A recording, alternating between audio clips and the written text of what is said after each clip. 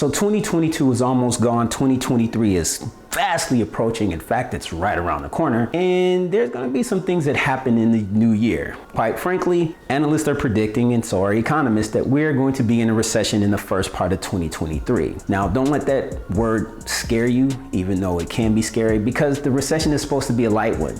But let's suppose that it isn't. Let's suppose that it's going to be a heavy recession.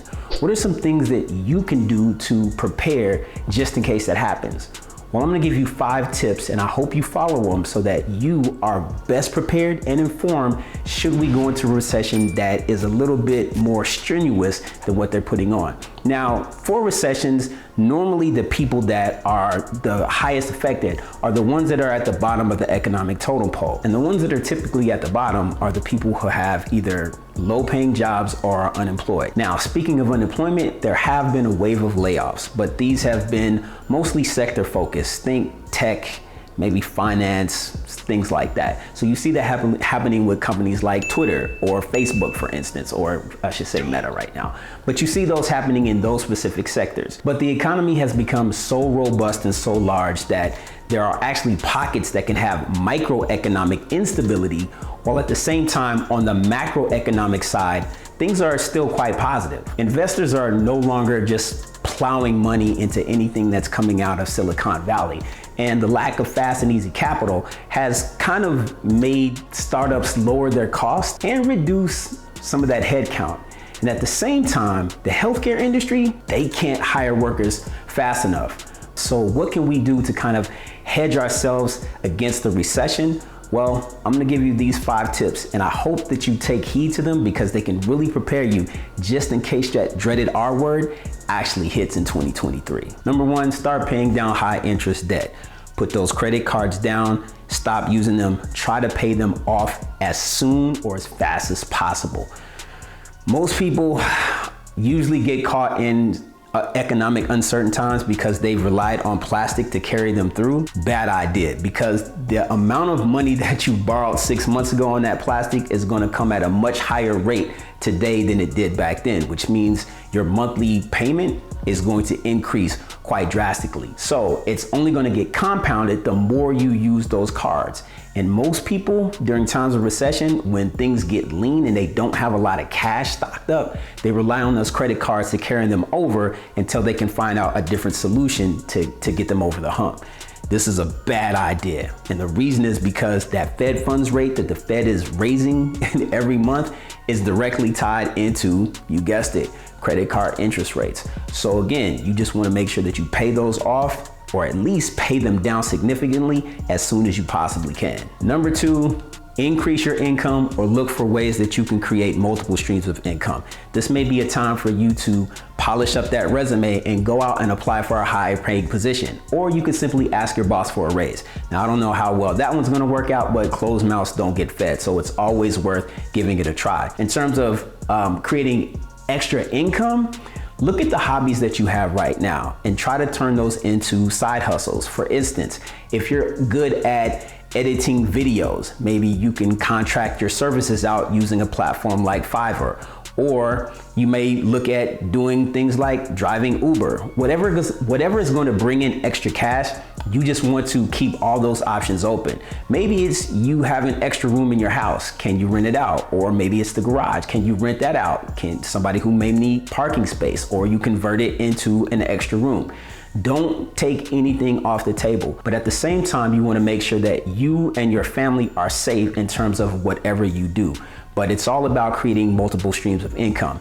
The average millionaire has 3 streams of income. The average person actually only has 1. So when that 1 stream of income dries up, it's a long road and it gets very difficult. So that's why I'm suggesting that you definitely want to go out and create multiple streams of income so that if one well dries up, you have another well to drink out of. Number 3, create a budget and stick to it. Look at your monthly spending habits, and this is something that you should be doing on a month-to-month basis anyway. Look at where you're spending money at, where you don't necessarily need to spend that money or spend as much money on certain things. So downsizing certain services while eliminating others.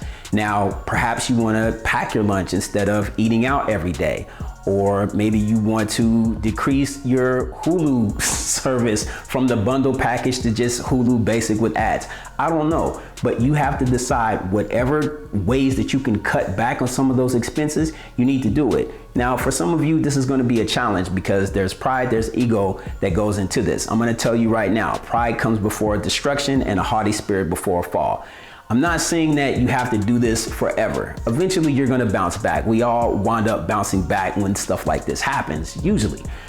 So eventually you're going to get back to where you were. But for now, it's really time for you to look at those monthly spending habits, cut back or eliminate, and hunker down. Number 4, create an emergency fund. Now, the general rule of thumb is to create between 3 to 6 months of living expenses.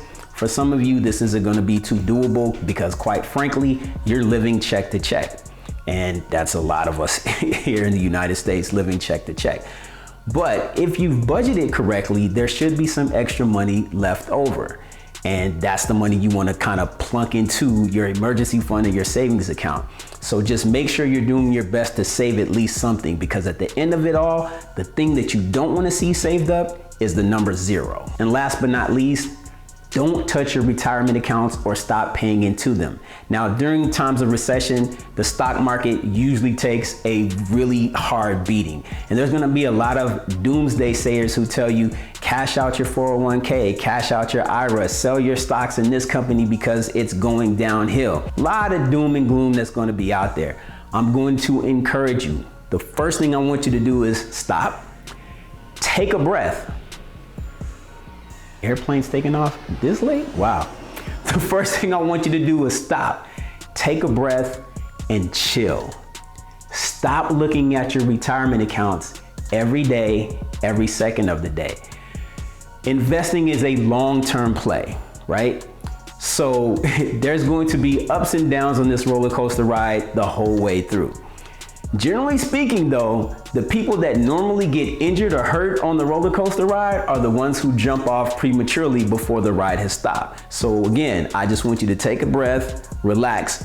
We want to be informed and we want to make sound decisions. So maybe you may have to allocate some things from one asset class to another. If you have a financial advisor, I advise you to actually talk to them and find out what works best for you. But if you just are listening to the news and your friends and people on Facebook or social media or whatever, and they're telling you sell here, buy here, I'm gonna encourage you, don't just do it. We saw what happened the last time this occurred with cryptocurrency. There were a lot of people who said, buy, and they bought FTX. How'd that work out? So again, you just don't want to touch your retirement accounts, and don't stop pouring into them. You may cut back the amount that you do.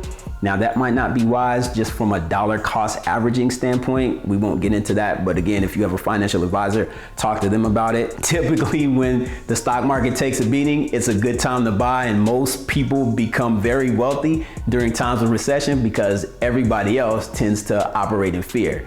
Don't be that person that operates in fear and not be able to capitalize on the market. Okay, so there you have it. Those are my 5 tips on what you can do to help prepare yourself for a possible recession. Now, hopefully this is something that we don't have to experience, but some of these tips you need to practice anyway, right? You need to just use sound financial management strategies to help you to accumulate wealth, to keep wealth, to build wealth, whatever the case may be. Follow them anyway, but they will help you during a time of recession. And if there's no recession, guess what? You're gonna have extra funds at the end of it all anyway. So you can thank me later.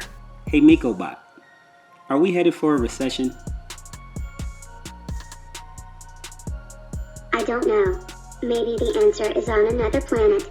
Do you think the aliens would know?